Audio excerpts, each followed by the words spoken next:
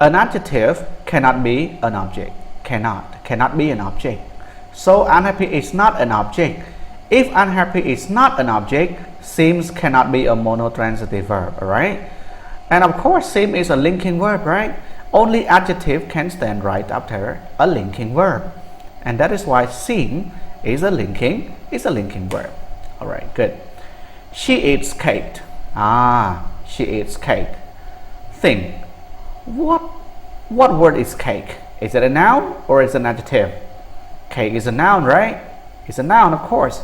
And does it receive action of the verb eat? Oh yeah. You eat. Eat what? Eat cake. Alright, so cake must receive the action from the verb eats. So eat must be a monotransitive verb. Alright, so am.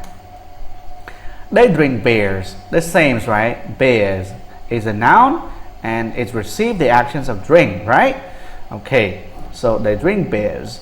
Drink is our monotransitive verb and bears is our object. So it is also a monotransitive verb. The yellow word, okay? We need jobs. Alright, so jobs is a noun, right? So but does it receive the actions of the verb need? Need what? Need jobs, right? So job, yeah, receive the actions of the verb need. So need must be a monotransitive verb. He looks handsome. If you don't know the functions of the verb handsome, it can be a big problem. But if you know it, handsome is an adjective, right? Yes, handsome is an adjective, of course. So an adjective cannot be an object of a verb. So looks cannot be a monotransitive because handsome cannot be an object, right? But handsome is an adjective and an adjective can stand right after a linking verb. So what can come before handsome should be a linking verb, right? Look is a linking verb. What does it mean in Khmer? Mơ tới đôi chìa, right? Okay, mơ tới đôi chìa. Look can have two different meanings. Look នឹងវាអាចមានន័យពីរ នៅពេលដែលវាជា linking verb យើងបកអញ្ចឹងយើងបកថាមើលទៅដូចជាអញ្ចឹងណាហើយបើសិនជាវាជា verb ផ្សេងយើងបកផ្សឹងទៀតអញ្ចឹងណាចាំមើលដល់ពេលចាំលោកគ្រូបញ្យល់ប៉ុន្តែឥឡូវ look របស់យើងនៅទីនេះវាគឺជា linking verb ណាអូខេហើយនេះបងយើងដឹងថាវាជា linking verb ពីព្រោះតែពាក្យ handsome វាជាគុណនាមណាអញ្ចឹងគុណនាមវាត្រូវឈរក្រោយ linking verb ឬក៏អ្នកដែលអាចឈរពីមុខ adjective វិញបានគឺមានតែ linking verb ហ្នឹងហើយ Okay, let's continue. They remain silent. Alright? Silent is also an adjective.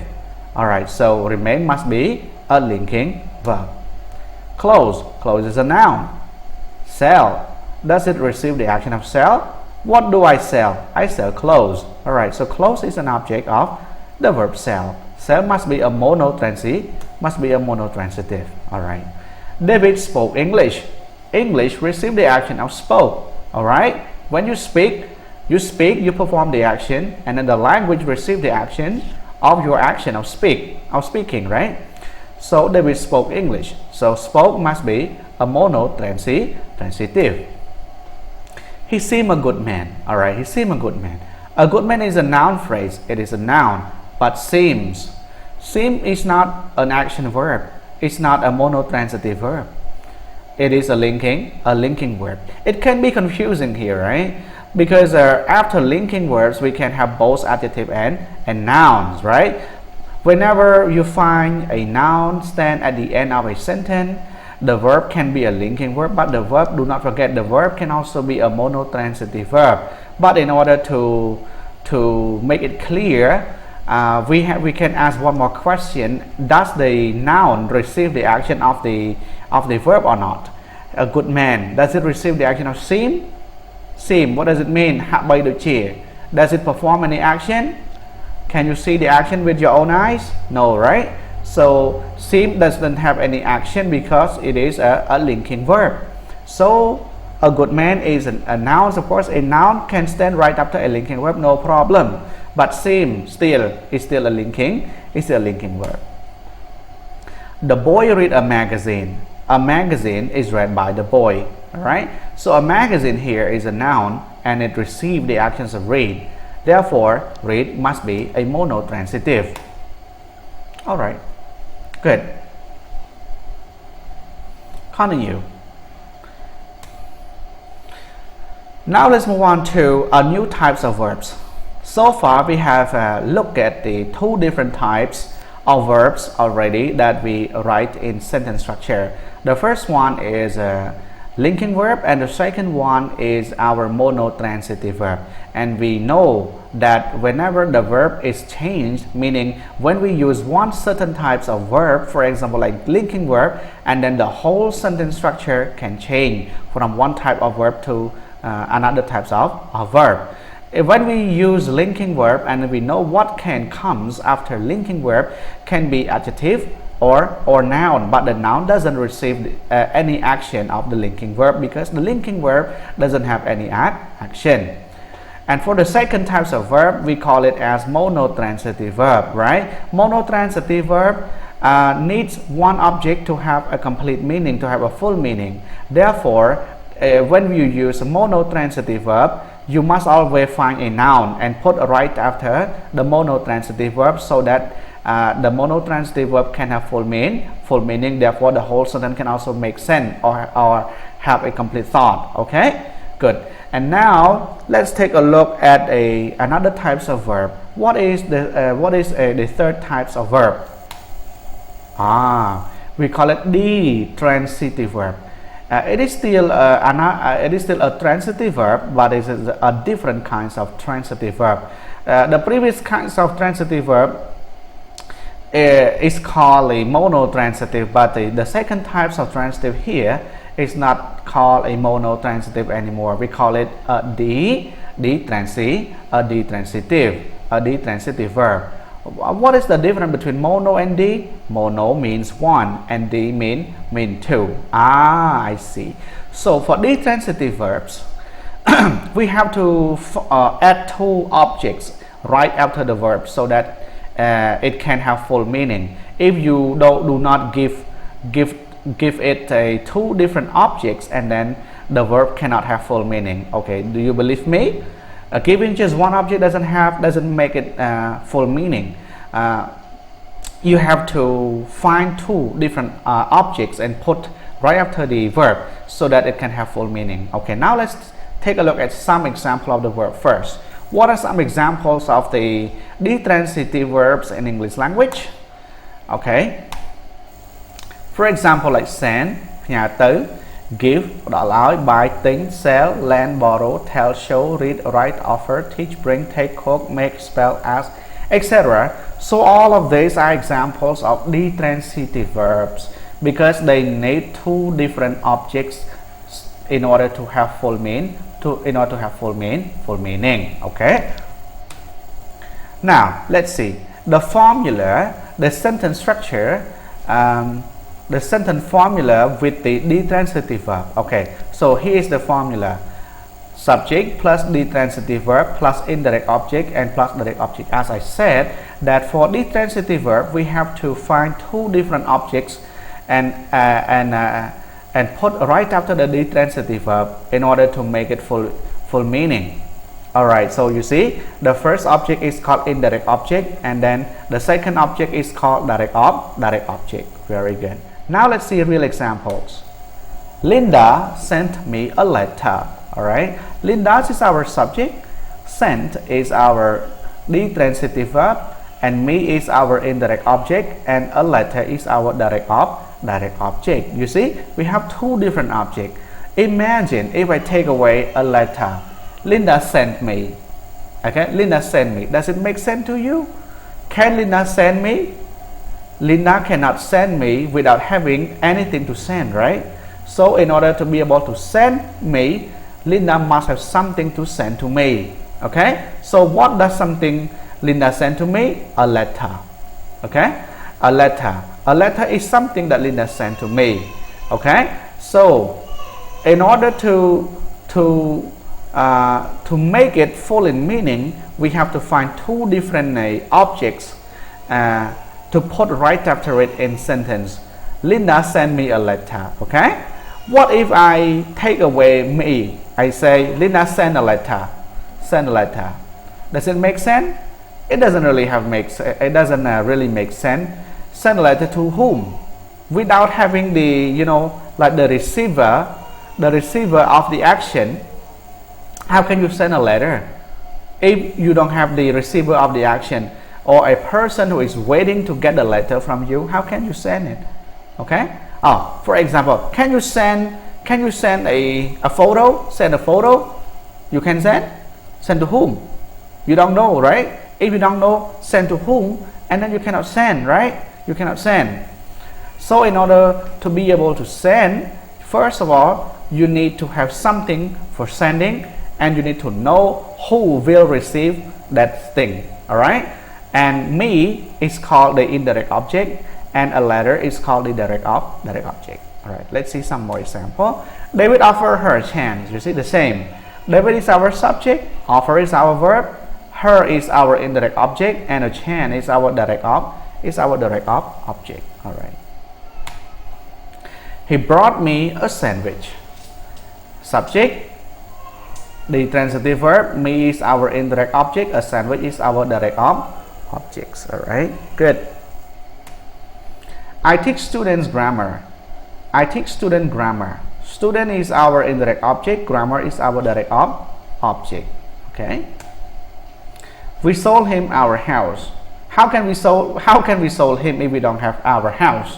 It's possible to sell something to anyone when we do not actually have anything to sell to them? No, right? Good. We sold him doesn't make sense. But if you say we sold him our house, now it makes sense, right? We sold him our house. Good. She gives me a pen. All right, the same. He reads the letter. He read me the letter. They show me the gift. I sell her my book.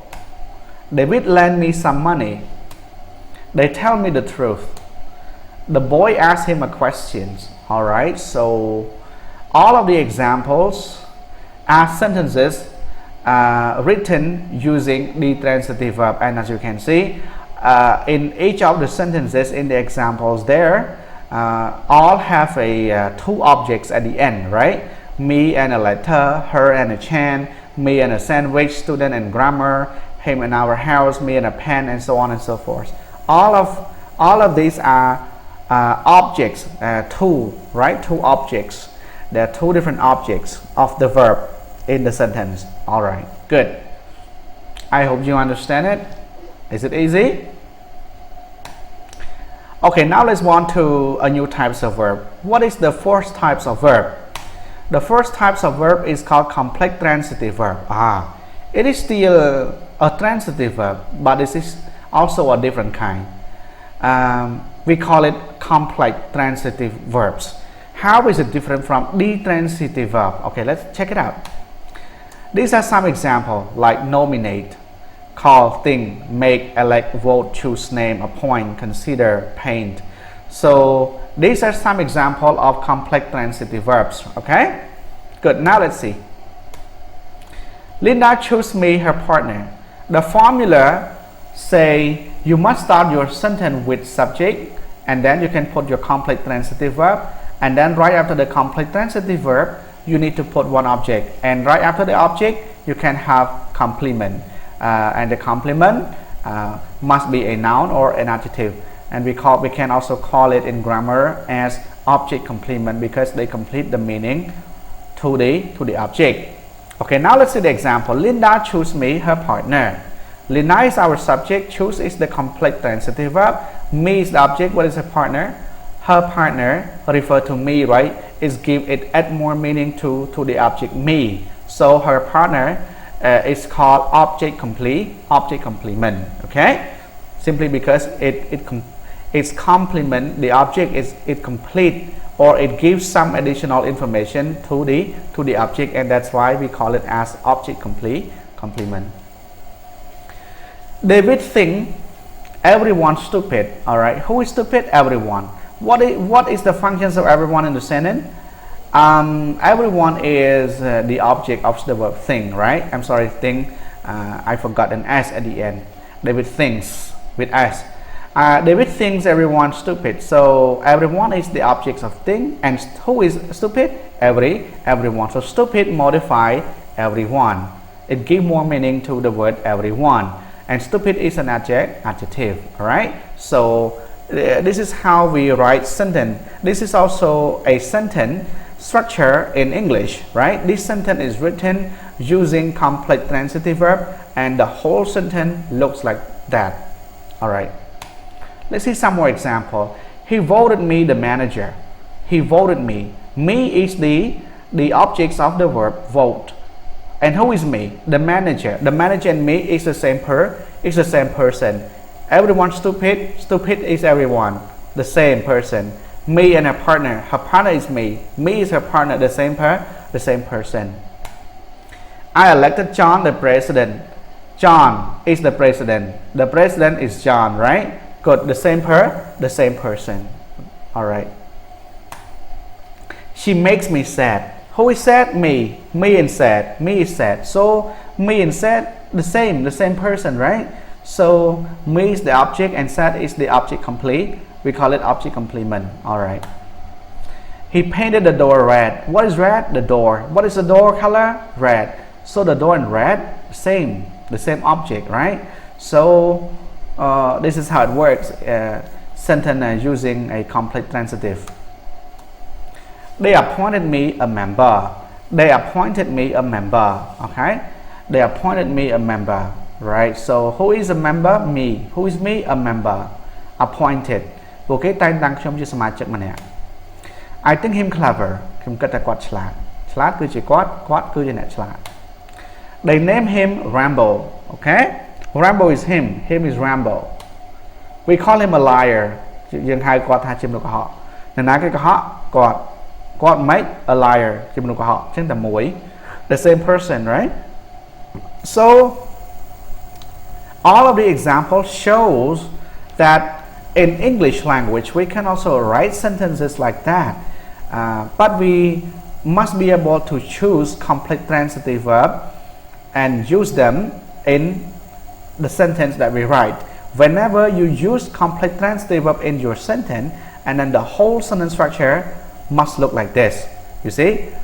Okay, must look like that. First we have subject, and then after the subject we have a complex transitive, and then we have object, and then we have object complement. Okay. So this is the four types of the four types of verb, or we call it as the complex transitive. All right. Good. So I hope you understand. All right. Easy, right? Good. Before we move on, this is another stop and check. The transitive verbs or complex transitive verbs. All right. Good. I will give you some time to do it, and after that I will give you the answer. Right. So just try to identify first what is the verb in each of the sentences, and then what kinds of verb is used to write that sentence. All right. It's very simple, right? Good. Now let's take some time to do it.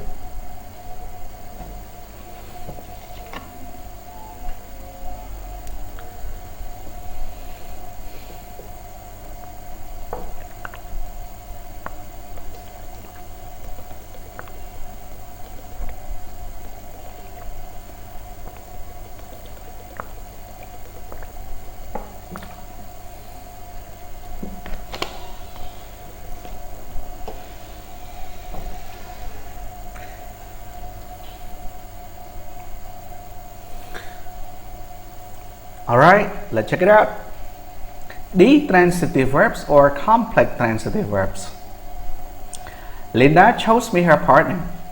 Okay, so sometimes it can be a big confusion between the transitive verbs and complex transitive verb, because right after the verb we see two different word sayings, right? But now this stop and check will clarify which is the transitive verb and which is complex transitive verb. Okay, let's check it out. Linda chose me her partner. There are two different words coming right after the verb, right? One is me, the other one is her partner. Two different words. But think me and her partner, is it the same person? The same person? Me and her partner. Who is her partner? Her partner is me. Who is me? Me is her partner. The same person, right? So when the object